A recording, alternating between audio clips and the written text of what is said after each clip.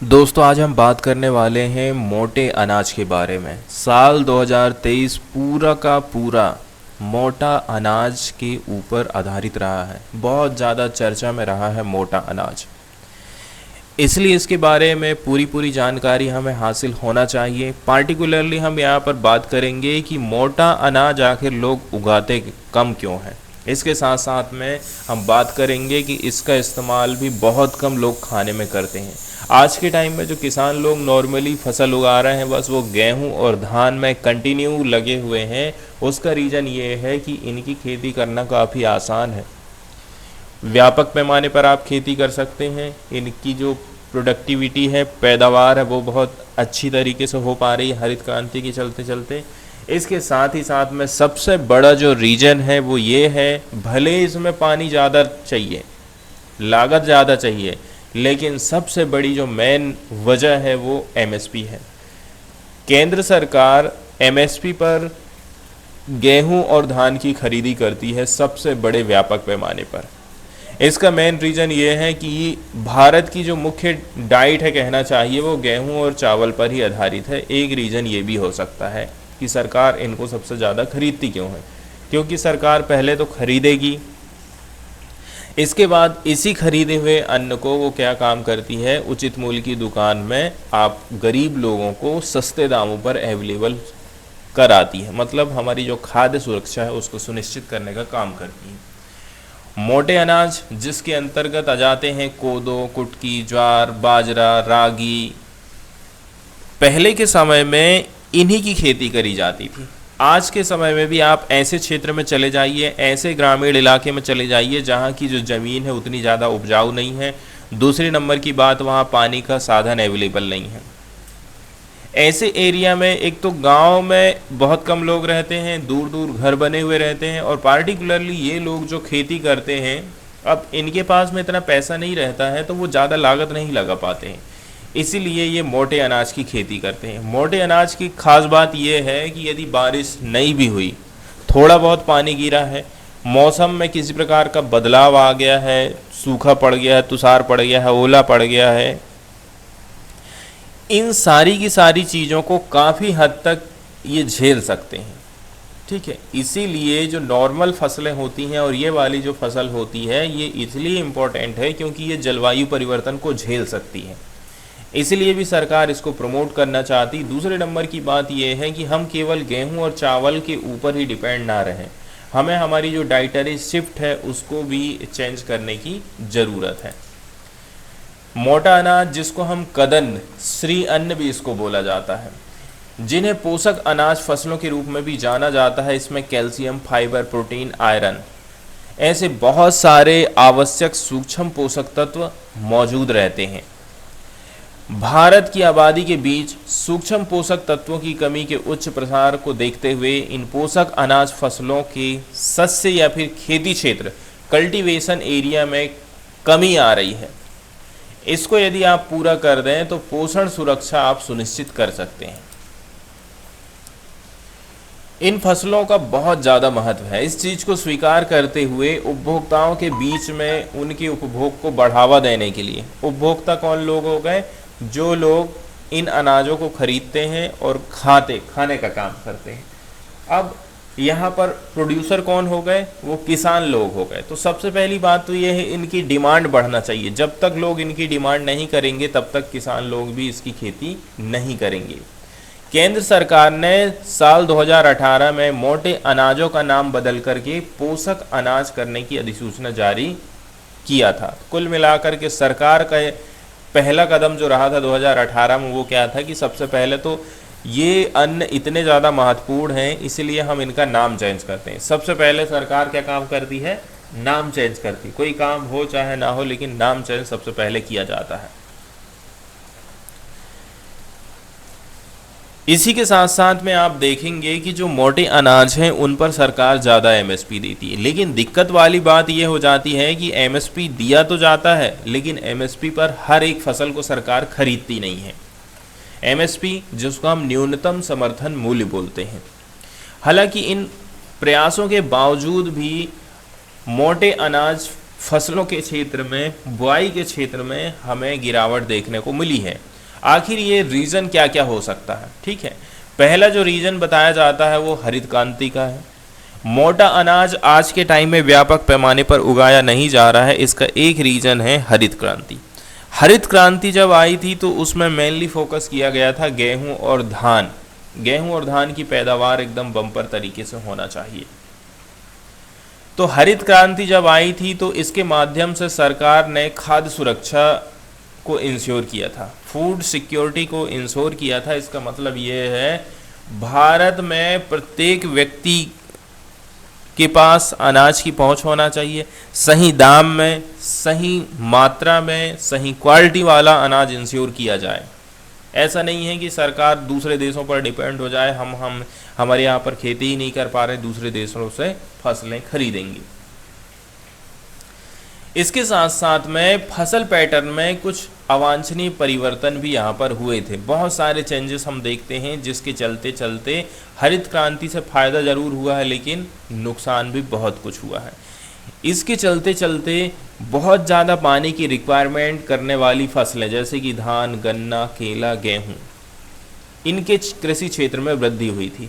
जबकि ऐसी फसल जिनमें कम पानी की ज़रूरत होती है, इनके एरिया में 1965-66 में 44 मिलियन हेक्टेयर में बुआई होती थी। आज ये घट कर के 22 मिलियन हेक्टेयर हो गया है। आप सोच सकते हैं कि मतलब 50% की सीधी सीधी यहाँ पर गिरावट आई है। दूसरा रीज़न ये है मोटे अनाज लोग लगाते क्यों नहीं हैं। उसका एक रीज़न है कि इनकी जो प्रोडक्टिविटी है कम है। इसके अलावा हमारे पास जो इंफ्रास्ट्रक्चर है वो भी अच्छा मौजूद नहीं है। इनकी प्रोडक्टिविटी कम है, पैदावार कम देते हैं। इसके अलावा इनके बीज आसानी से अवेलेबल नहीं हो पाते हैं। इसके साथ साथ में आप देखेंगे इनकी प्रोसेसिंग की भी व्यवस्था बहुत कम है, मूल्य संवर्धन सुविधाएं कम है और पोषक अनाजों के लिए कमज़ोर बाजार लिंकेज भी एक रीज़न रहा है। इसलिए मोटे अनाजों को हिस्टोरिकल रूप से निर्धनों का खाद्य, पुअर मैन्स फूड माना जाता रहा है और चावल एवं गेहूं के लिए बढ़ती प्राथमिकता के कारण इनकी मांग में कमी आ गई है। बाजार में इनकी मांग नहीं है, कम कीमत मिल पा रहा है। यही सब रीज़न है जिसके चलते चलते किसान इन मोटे अनाजों की खेती नहीं करते हैं। इसी के चलते चलते निम्न उत्पादकता की स्थिति अभी तक बनी हुई है। दूसरा रीज़न है कि आहार संबंधी हमारी जो प्राथमिकताएं हैं वो हमारी काफ़ी कुछ चेंज हो गई हैं।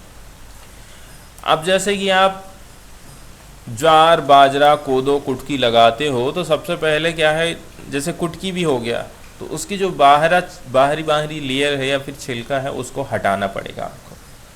तो इस प्रकार से आपको उसका प्रसंस्करण करना पड़ेगा। लेकिन आज के टाइम में आप देखेंगे गेहूं और धान लगाते हैं तो इसकी जो प्रोसेसिंग है कितनी आसानी से हो जाती है। ठीक है, आप सीधे हार्वेस्टर ले जाते हैं खेत में, वो कटाई करती है, सीधे बीज निकाल करके दे देती है। ठीक इसी प्रकार से आप हार्वेस्टर लेके जाएंगे, धान की कटाई कराएंगे, धान आपके घर में आ जाएगी। इसके बाद सीधे आप मिल लेके जाते हैं और चावल निकाल लेते हैं उसका। तो हमारी जो खान पान की आदत है ना, उनमें भी बहुत कुछ हमें बदलाव देखने को मिला है। अन्य प्रकार के ब्रेकफास्ट खाद्य पदार्थों के प्रति भी आजकल लोग बहुत ज़्यादा भाग रहे हैं। ठीक है, या फिर सुविधाजनक खाद्य पदार्थों के लिए प्राथमिकता लोग आज के समय में दे रहे हैं कि हमें कोई टेंशन नहीं होना चाहिए। वहीं यदि हम बात कर लें कंपटीशन वाले मार्केट की, इनके अलावा जो अन्य फसलें हैं, अन्य मार्केट है, वो काफ़ी ज़्यादा कंपटीशन इनको दे रहे हैं, जहां पर उपभोक्ताओं के लिए बहुत सारे विकल्प हैं। नए नए ब्रेकफास्ट उत्पादों का प्रसार हो रहा है। इसमें बहुत सारे अनाज हो जाते हैं। इसमें ग्रेनोला, ब्रेकफास्ट बार या दही आधारित ब्रेकफास्ट विकल्प शामिल हो गए हैं। तो यही बात है कि सबसे पहले तो आप ब्रेकफास्ट में क्या चीज़ लेना पसंद करते हैं। तुरंत बनी बनाई चीज़ें, 5 मिनट भी नहीं लगना चाहिए, ऐसी चीज़ें आप पसंद करते हैं। तो कहाँ से आप मोटे अनाज को खाएंगे। इसके अलावा विपणन और नवाचार का भी अभाव हमको मोटे अनाज में देखने को मिलता है। तो जो विक्रय संबंधी रणनीति है या फिर उत्पाद विकास में इनोवेशन की कमी है, तो पोषक अनाज को चुनौतियों का सामना करना पड़ेगा ही। वहीं यदि हम बात कर लें, जो ग्राहक लोग होते हैं वो नए और रोमांचक प्रोडक्ट की ओर ज़्यादा आकर्षित होते हैं। इसलिए यदि मोटा अनाज विक्रय अभियानों के माध्यम से ध्यान खींच ले या फिर नए संस्करण या फिर फ्लेवर पेश करने में यदि सफल हो जाता है, तो आप ये समझ लीजिए कि लोग इन्हीं की तरफ दौड़े आएंगे। वहीं फिर बात आ जाती है धारणा और स्वाद संबंधी क्या प्राथमिकताएं आप दे रहे हैं। टेस्ट प्रेफरेंस की बात करें, ठीक है, यदि हम ग्राहक को मोटा अनाज स्वाद के मामले में फीके या फिर अरुचिकर लग रहे हैं, तो इस बात का आपको ध्यान रखना है। आपको इस बात का ध्यान रखना है कि वो फीके नहीं लगना चाहिए, उनको अरुचिकर नहीं लगना चाहिए। आपको टेस्ट बेहतर से बेहतरीन करना पड़ेगा, तब जाकर के मोटा अनाज मार्केट में इतना ज़्यादा आ सकता है।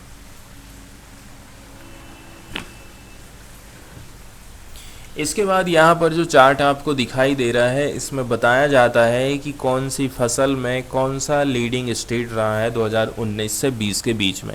धान के मामले में देखा जाए तो आंध्र प्रदेश आगे रहा था, गेहूं के मामले में पंजाब, ज्वार के मामले में महाराष्ट्र, बाजरा के मामले में राजस्थान, रागी के मामले में महाराष्ट्र, मेज के मामले में राजस्थान, तुअर में कर्नाटक, ग्राम में राजस्थान, ग्राउंडनट में गुजरात, रैपसीड एंड मस्टर्ड की बात करें तो गुजरात और राजस्थान, और कॉटन की बात कर लें तो गुजरात। अब यदि कोई मोटे अनाज की खेती सरकार बढ़ावा दे रही है, तो आखिर इसका रीज़न क्या है? क्यों आखिर सरकार फोकस कर रही है कि मोटा अनाज चिल्लाते रह रहे हैं 2023 से? और साल जो 2023 रहा है, इसको इंटरनेशनल मिलेट्स ईयर के रूप में आज के समय में सब सेलिब्रेट कर रहे हैं। देश दुनिया में जागरूकता फैलाई जा रही है कि मोटे अनाज को आप भोजन में इस्तेमाल करिए, मोटे अनाज की खेती करने के लिए किसानों को प्रोत्साहित करिए। मोटे अनाज की खेती इसलिए ज़रूरी है, पहले नंबर का जो रीज़न है, भारत में कुपोषण संबंधी समस्याओं से हम निपट सकते हैं। मोटे अनाज में fibre, iron, folate, calcium, zinc, magnesium, phosphorus, copper, vitamin और एंटीऑक्सीडेंट भरपूर मात्रा में पाए जाते हैं। पोषण संबंधी सुरक्षा लोगों को प्रोवाइड कर सकते हैं, विशेष रूप से बच्चे और महिलाएं। पार्टिकुलरली महिलाओं में हम देखते हैं कि एनीमिया जैसी बीमारी हो जाती है, ठीक है, लोहे की कमी आ जाती है, आयरन की कमी आ जाती है, तो उस चीज़ को आप पूरा कर सकते हैं मोटे अनाज के माध्यम से। जलवायु से ये लड़ाई अच्छी तरह से लड़ सकते हैं, ठीक है। सूखा पड़ गया है तो भी ज़्यादा पैदावार में गिरावट नहीं आएगी। कीट प्रतिरोधी होते हैं, आपको यहाँ पर किसी प्रकार से कीटनाशकों का छिड़काव नहीं करना पड़ेगा, कम लागत लगाया जाता है, और जो सीमांत भूमि है, छोटे से एरिया में भी आप इसकी खेती कर सकते हैं। कुल मिलाकर के देखा जाए, यदि आप गेहूं और धान की फसल खराब हो जा रही है आपकी, तो आप इनको ज़रूर लगाएं कि ये हमारे बीमा के रूप में काम करें। पर्यावरणीय स्थिरता की बात करें तो मोटे अनाज जल एवं ऊर्जा की कम आवश्यकता रखते हैं। जल भी कम लगता है, हमको यहाँ पर एनर्जी भी कम डालना पड़ रहा है। इसके साथ साथ में मिट्टी के हेल्थ के लिए, बायोडाइवर्सिटी में भी ये सुधार कर सकते हैं। वे चावल एवं गेहूं की तुलना में ग्रीन हाउस गैस उत्सर्जन और जल प्रदूषण को भी कम कर सकते हैं। वहीं यदि हम इकोनॉमिक तौर पर देखें तो जो मोटे अनाज होते हैं, छोटे और सीमांत किसानों के लिए, विशेषकर महिला और आदिवासी समुदायों के लिए आय के अवसर प्रदान करते हैं, जो कि इन फसलों के मुख्य उत्पादक हैं। इसके साथ साथ में गांव में यदि कोई व्यक्ति थोड़ा सा चाहता है कि नहीं मैं थोड़ा बहुत कमाऊं, छोटी मोटी फैक्ट्री खड़ी करूं, तो इसके लिए आप कोई मिल खोल लीजिए, इनके प्रसंस्करण की व्यवस्था कर दीजिए, तो आपकी कमाई जाहिर सी बात है बढ़ जाएगी। मोटे अनाज के अंतर्गत कौन कौन सी फसलें हैं? हिंदी में नाम है ज्वार, बाजरा, रागी, काकुन, कोदो, कुटकी, सवा, ठीक है, चैना जिसको बेरी भी बोलते हैं। इनके अंग्रेजी नाम ही ज़्यादातर चल रहे हैं, तो कोशिश करना हमको अंग्रेजी नाम याद रखने की। ज्वार के बारे में बात करें तो ये ग्लूटेन मुक्त अनाज है, जो कि प्रोटीन, आयरन, एंटीऑक्सीडेंट से भरपूर होता है। ये रक्त शर्करा और कोलेस्ट्रॉल के लेवल को कम करने में मदद करता है, सोरगम जिसको कहा जाता है। फिर हम बात करते हैं पर्ल मिलेट की, बाजरा। सूखे में इसकी आप खेती कर सकते हैं। Protein, fibre, calcium, magnesium, zinc इसमें पाया जाता है। एनीमिया को रोकने के लिए और पाचन में सुधार करने के लिए बाजरा है। कोलेस्ट्रॉल को कम करना है, ब्लड शुगर को कम करना है तो ज्वार खाइए। यदि आपको एनीमिया की बीमारी है तो आप बाजरा खाइए, ठीक है। वहीं यदि हम फिंगर मिलेट की बात करें, राजी की, जिसमें कैल्शियम सबसे ज़्यादा रहता है, ऐसी कुछ जो खास बातें होती हैं ना, ये हमारे लिए बहुत इंपॉर्टेंट होती हैं कि कैल्शियम सही जोड़ी के लिए हमसे पूछ सकता है कि रागी में कैल्शियम, बाजरा में देखा जाए तो एनीमिया को रोकने और पाचन में सुधार करने, ज्वार के बारे में सही जोड़ी के रूप में पूछा जा सकता है, ब्लड शुगर और कोलेस्ट्रॉल के लेवल को कम करता है।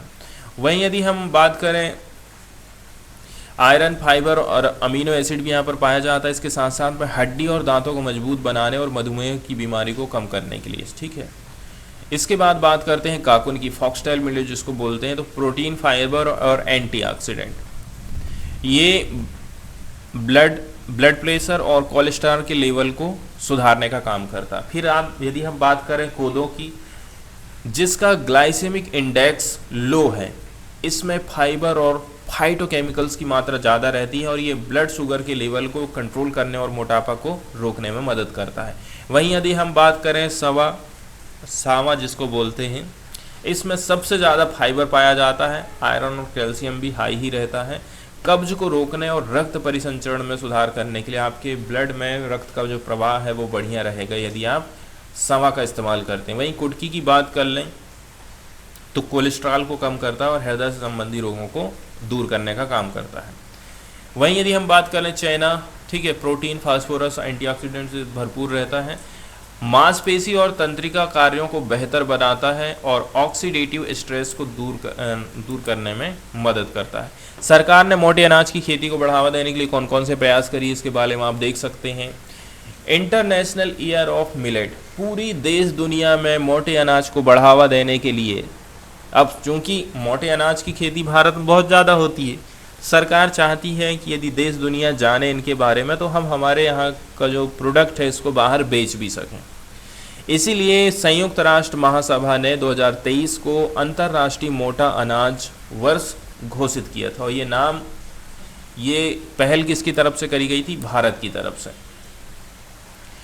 इसके माध्यम से हम कुपोषण की समस्या से निपट सकते हैं, सस्टेनेबल एग्रीकल्चर कर सकते हैं। इसमें मोटे अनाज के महत्व को उजागर किया जाता है। इसके अलावा 2018 में भारत सरकार ने राष्ट्रीय मोटा अनाज वर्ष के रूप में इसको सेलिब्रेट किया था। रीब्रांडिंग की यदि हम बात करें, मोटे अनाजों के उपयोग को बढ़ावा देने के लिए सरकार ने उनके पोषण मूल्य पर बल देते हुए उन्हें ऑफिशियल तौर पर न्यूट्री सीरियल्स का नाम दिया है। सरकार सबसे पहले क्या काम करती है? नाम चेंज करती है, न्यूट्री सीरियल्स नाम दे दिया है। इसके अलावा किसानों के कल्याण के लिए सरकार ने क्या क्या चीज़ चलाया है, जैसे कि राष्ट्रीय कृषि विकास योजना चलाया था। 2011-12 में मोटे अनाजों को पोषक अनाज के रूप में बढ़ावा देने के लिए 300 करोड़ रुपया मार्केट में डाला गया। इसके अंतर्गत इंटीग्रेटेड उत्पादन, पोस्ट हार्वेस्टिंग टेक्नोलॉजी का प्रदर्शन करना, ठीक है। एकीकृत उत्पादन कैसे करके हो सकता है? यदि आपने फसल को काट भी लिया है तो इसके बाद आप उसका प्रसंस्करण कैसे करेंगे, इसके बारे में कुछ प्रदर्शनी वगैरह लगाई गई। इसके साथ साथ में 600 करोड़ रुपया की एक योजना सरकार ने लाई थी कृषि क्षेत्र उत्पादन और उपज को बढ़ावा देने के लिए, ठीक है। पार्टिकुलरली मोटा अनाज से रिलेटेड ये था। इसका टारगेट था कि स्थानीय स्थल आकृति और प्राकृतिक संसाधनों के साथ में मोटे अनाजों की खेती को संगत बनाना है।